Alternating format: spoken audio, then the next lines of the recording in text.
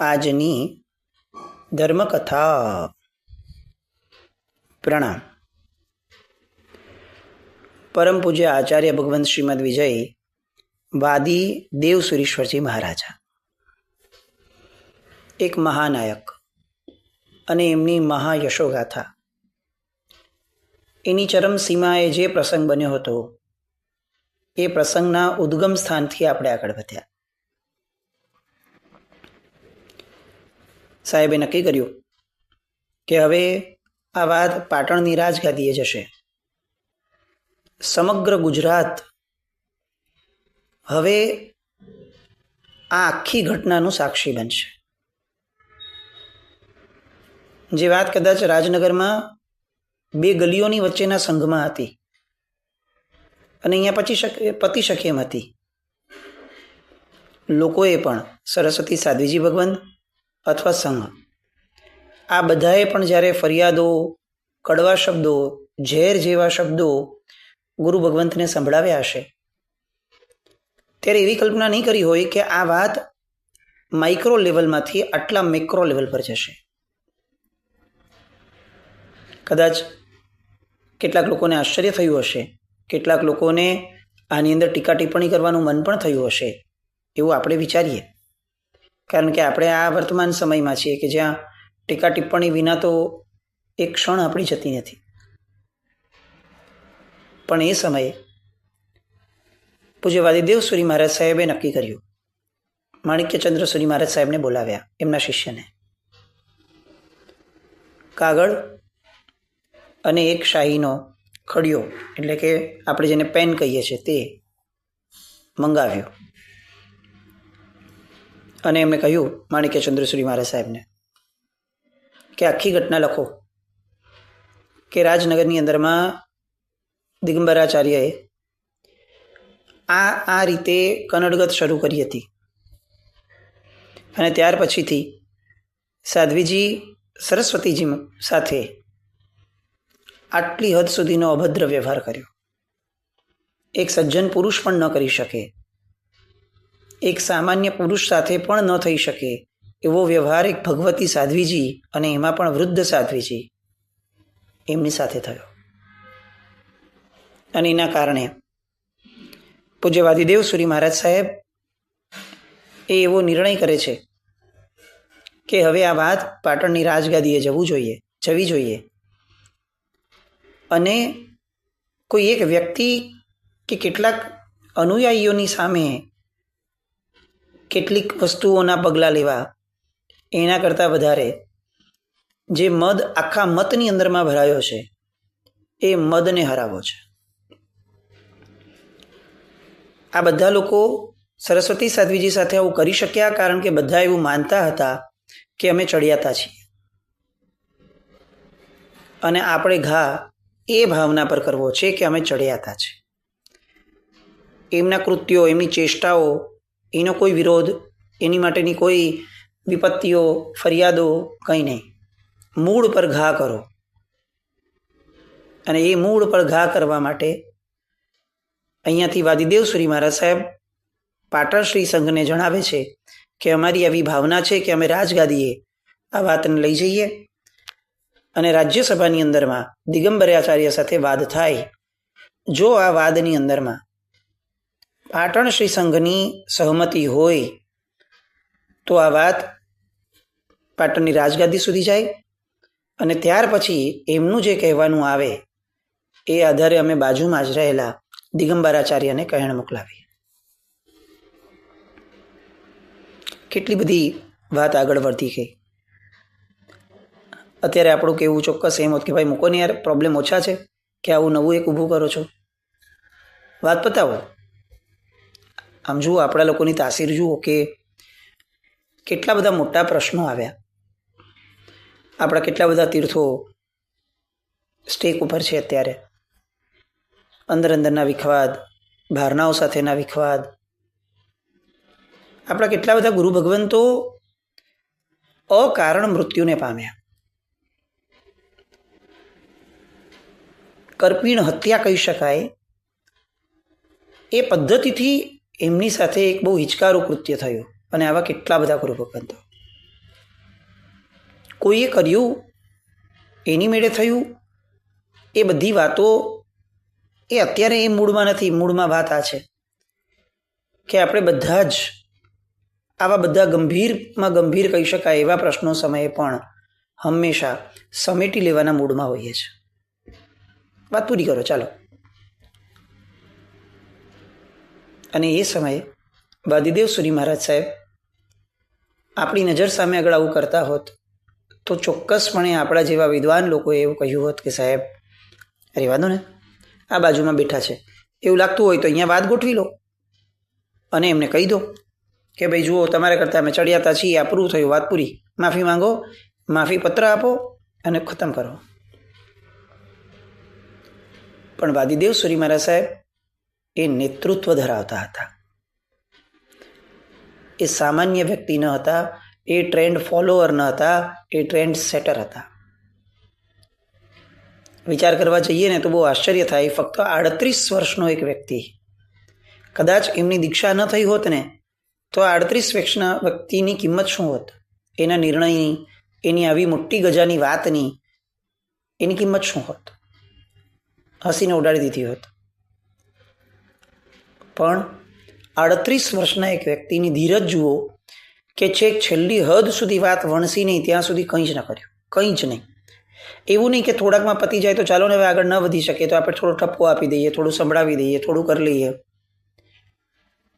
મહાપુરુષો થોડા થોડામાં કોઈ દિવસ માને નહીં. આ થોડું થોડું જે છે ને એ જ મૂળ આપણા જીવનનું આર્તધ્યાન છે. આપણને દરેક પ્રસંગમાં એમ થાય કે જો હું હમણાં નહીં બોલું ને તો આવતીકાલે આ થશે, તો આજે થોડું બોલી લો. પછી આજે થોડું નહીં બોલું ને તો આવતીકાલે ઘણું બોલવું પડશે, એના કરતાં આજે થોડું બોલી લો. અને એ જે થોડું બોલી લઉં, એ જે થોડું બગાડી લઉં, એના કારણે બહારના જગતની અંદરમાં તો આપણા જે વ્યવહારો બગડતા હશે તે બગડતા હશે, આપણું અંદરનું જગત એ હંમેશા હચમચી જતું હોય છે. એટલી હદ સુધી એને આવા હચમચવાની આદત પડી ગઈ છે કે હવે આપણા અંદરના જગતને આર્ત ધ્યાન વિના ફાવતું નથી. અને આર્ત ધ્યાન થયું હોય એમાં કશો વાંધો પણ નથી. રાત્રે સૂતા પહેલાં સામાન્ય રીતે એક વિચક્ષણ વ્યક્તિની તાસીર હોય કે સૂતા પહેલાં આખો દિવસ વિચારી છે. આપણામાંના બહુ જ લોકો આવું કરતા હશે.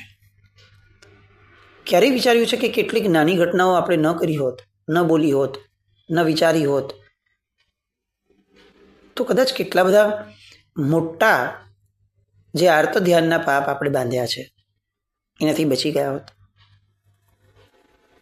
વિચક્ષણ પુરુષો નાની નાની વાતને હંમેશા ઉપેક્ષા ભાવમાં લઈ જાય અને જ્યારે એવું લાગે કે હવે પગલું ભરવા જેવું છે ત્યારે પણ સામાનું જેવું કૃત્ય છે એ ગજાનું એ પગલું લેવામાં એમને કશો જ બાદ ના આવે.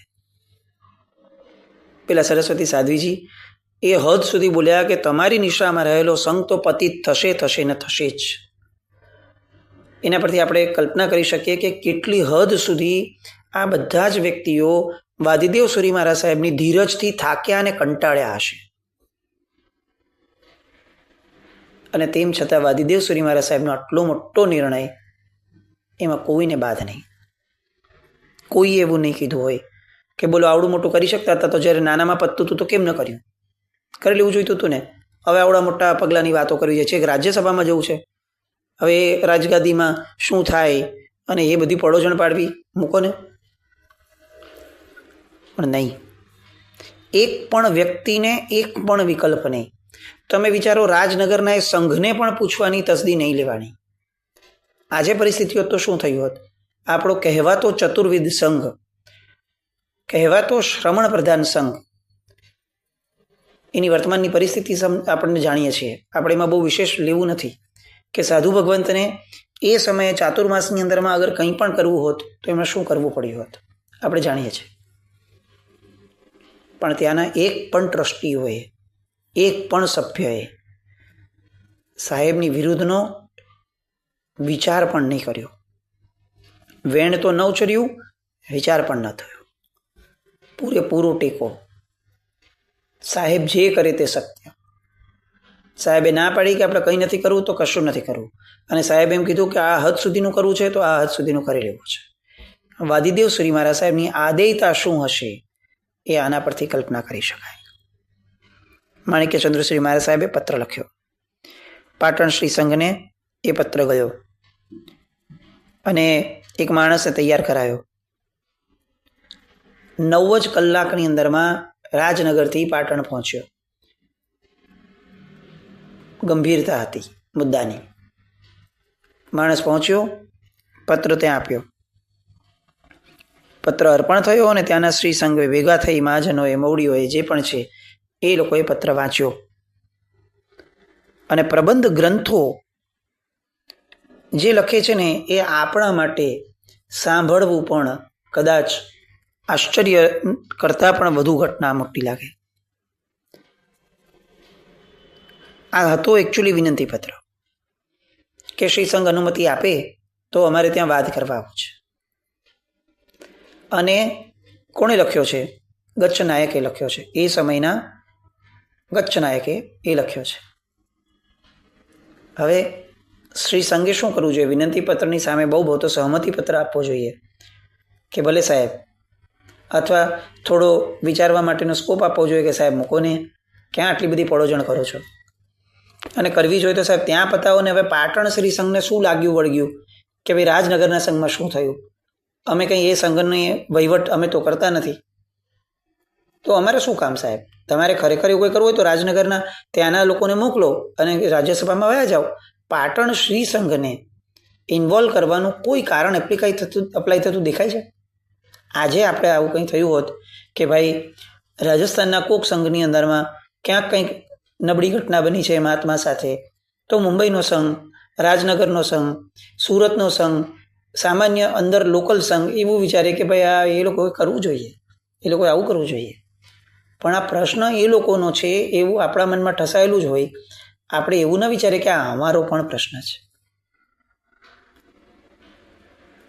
આજે આપણી ચતુર્વિધ સંઘની પરિસ્થિતિ એ છે કે નથિંગ ઇઝ ચતુર્વિધ, એવરીથિંગ ઇઝ લોકલ. આમ હું મારા એરિયાના સંઘનું, હવે તો એમ કહી શકાય કે હું મારા ટાવરવાળા સંઘનું, કારણ કે હવે તો સંઘો પણ એટલા નાના માઇક્રો લેવલ પર આવતા ગયા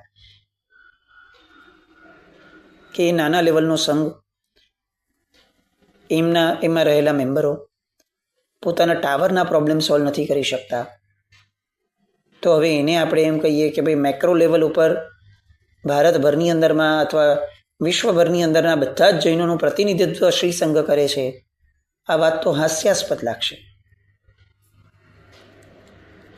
તરત ટ્રસ્ટીઓ ભેગા થાય અને કહી દે કે ભાઈ આપણે પંચાયત મૂકો સાઈડ પર, આપણા સંઘના પ્રોબ્લેમ ઓછા છે કે આપણે બીજાનું વિચારવા બેસશું? આપણા સાધારણના દ્રવ્યમાં પહોંચી નથી વળતા, આપણા આ દ્રવ્યના તોટા આવે છે અને તમે એમ કહો છો કે આવડું મોટું કામ કરવું છે, તો ભાઈ આ મોટા કામના પૈસા લાગશે. પૈસા કોણ આપશે? પછી ટીપ કરવાની, ટિપ્પણીઓ કરવાની, લોકોની સાંભળવાની. કોણ પડોજણ કરે ભાઈ? રાજનગરનો સંઘ કરશે. આવું પાટણના સંઘે એકચ્યુઅલી કરવું જોઈતું હતું જો એ આપણી વિચારધારા જેવો હોત તો.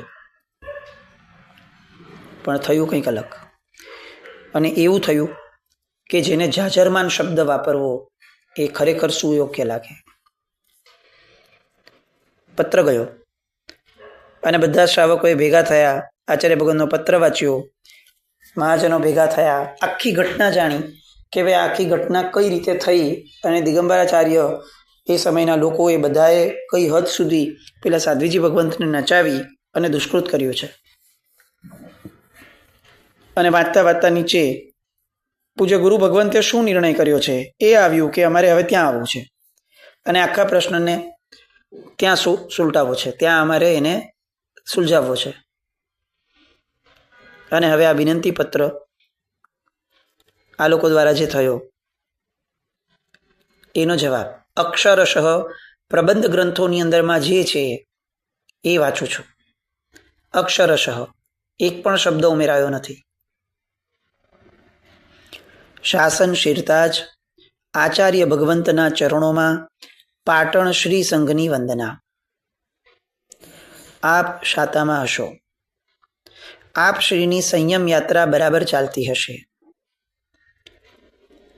શ્રી સંઘ આપને વિનંતી કરે છે કે આપશ્રીના સમસ્ત સમુદાય સાથે પાટણ પધારો. દિગંબરાચાર્ય સાથે વિજય મેળવી વિજય મહોત્સવ મનાવવાનો લાભ અમારા શ્રી સંઘને આપશો. આજથી માંડીને જ્યાં સુધી વાદમાં વિજય ન મળે ત્યાં સુધી પાટણ સંઘની અંદર 300 શ્રાવક અને 700 શ્રાવિકાઓ આઈમ્બિલનો તપ કરશે. આપના કાર્યમાં પુણ્યબળ વધારવા માટે, શાસન દેવીની સહાય માટે, મિથ્યાત્વી દેવોના પ્રભાવને નાશ કરવા માટે પાટણમાં આજથી જ તપ અને જપ ચાલુ થશે. બસ આપ જલ્દી પધારો અને વિજય યાત્રાનો લાભ અમને શ્રી આપો. એવી ભાવના શ્રી સંઘના કોટી કોટી વંદન. લિખિતં પાટણ શ્રી સંઘ. પત્ર લઈને માણસ રાજનગર આવ્યો. આચાર્ય ભગવંતે આ પત્રને નમસ્કાર કર્યો અને એકચ્યુઅલી કરવો જોઈએ. આપણને શું લાગે છે, આપણું ગજું હોત, ચાલો આપણું ગજું ન હોત, પણ આપણા લોકલ સંઘે આવો કોઈ નિર્ણય લીધો હોત તો આપણી સહમતિ હોત. આજે 300 શ્રાવક અને 700 શ્રાવિકાઓ, આમાં આપણું નામ હોત? ખબર નથી હજી સાહેબ ક્યારે પધારશે. હજી તો રાજગાદીમાં જણાવાયું નથી, એ સમય આપશે. હજી તો દિગંબરાચાર્યને કહેવાયું નથી કે ભાઈ અમે આવો નિર્ણય કર્યો છે. એ હા પાડશે, એ ના પાડશે, અને ક્યારે આવશે, કઈ તારીખ નક્કી થશે. પછી આટલા મહિનાઓ, હજી તો ચાતુર્માસ ચાલે છે, આ મહિનાઓ આટલું બધું જશે, કેવી રીતે? એક પણ વિચાર નહીં. આજથી જ આઈમ્બિલનો તપ શરૂ. પછી એ લોકોએ લીધું હશે આ 300 ને 700 જણાએ કે ચાલો એ બાને અમારી વર્ધમાન તપની ઓળી થઈ જશે. કંઈ જ નહીં. શાસન નિષ્ઠા એ કદાચ શબ્દ આપણે સમજી જ નથી શક્યા. સામાન્ય રીતે બહુ બોલીએ ને તો એની કિંમતો ઘટે. એમ જે શબ્દ આપણે છાશવારે બોલતા થઈ ગયા છીએ એ શબ્દની ભાવના આપણે ક્યારે સમજી જ નથી શક્યા, કારણ કે સમજવાની કિંમત જ આપણામાં નથી રહી. આપણી માટે શાસન એ ખરેખર એક વ્યવસ્થા તંત્ર છે એવું જાતને પૂછવા જેવું છે. શાસન એટલે મારી આસપાસમાં જે થાય તે, મારા સંઘમાં જે થાય, આજુબાજુમાં થાય, આગળ પાછળ થાય, એક રેન્જ ધારી હોય એટલું થાય. શાસન એ વ્યક્તિઓ સાથે નથી જોડાયું, એ વ્યવસ્થા તંત્ર સાથે જોડાયું છે. શાસનનો અર્થ જ થાય છે વ્યવસ્થા તંત્ર. અને ભગવાન કોઈ ચતુર્વિધ સંઘની સ્થાપના જ્યારે કરે છે ત્યારે કોઈ લોકલ સંઘ નથી સ્થાપતા.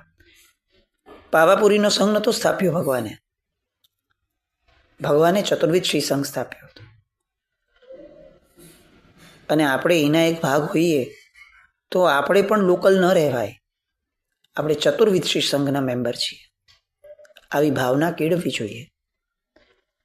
આપણી માટે શાસન એ વ્યવસ્થા તંત્ર હોવું જોઈએ, અનુશાસન હોવું જોઈએ. અને આવા અનુશાસનનો, આવા વ્યવસ્થા તંત્રનો જેના દ્વારા પણ ભંગ થતો હોય, એ પછી ક્યાંય પણ થતો હોય તો પણ આપણને ખૂંચવો જોઈએ. આપણને આપણો પોતીકો પ્રશ્ન લાગવો જોઈએ. તો શાસન છે. નથી તો આપણે રિજનલ અથવા લોકલ છીએ, ચતુર્વિધ સંઘના સભ્ય નથી. આ પાટણના સંઘને સાષ્ટાંગ દંડવત પ્રણામ કરીએ ને તોય ઓછા લાગે. એ વાદીદેવસુરી મહારાજ સાહેબની આદેયતા, એમનું પુણ્ય, એમની સક્ષમતા એ બધું જ બરાબર છે. પણ આ ક્ષણે જો આ શ્રી સંઘે ના પાડી હોત, જે એની પાસે સત્તા હતી કે સાહેબ આપનો પત્ર વાંચ્યો, બધું બરાબર છે, પણ અમારે ત્યાં શક્ય નહીં થાય સાહેબ, મિચ્છામી દુક્કડમ, આવું કહેવાની સત્તા હતી એની પાસે, પણ એક શબ્દ નહીં આવો, એક વિચાર આવો નહીં. અને ઉમળકો જુઓ, ફક્ત હા પાડે ને તો હજી સમજી શકાય કે હા સાહેબ પધારો ને સુખેથી પધારો, આપણે બધી વ્યવસ્થા કરી લેશું સાહેબ, આયોજન થઈ જશે. અહીંયા પણ અટકવાનું નહીં. તાત્કાલિક સેમ ડે જવાબ જાય છે ને જેમાં 1000 જણની ફક્ત સહમતિ નહીં, એમનું આજથી જ ઇન્વોલ્વમેન્ટ એ પ્રદર્શિત કરાય છે. કેમ? તો કે એના દ્વારા સાહેબને ખબર પડે કે સાહેબ પાટણ શ્રી સંઘ કેવો લાલાયિત છે. આ ઉલ્લાસ એ ખરા અર્થની અંદરમાં ભગવાનનું શાસન છે.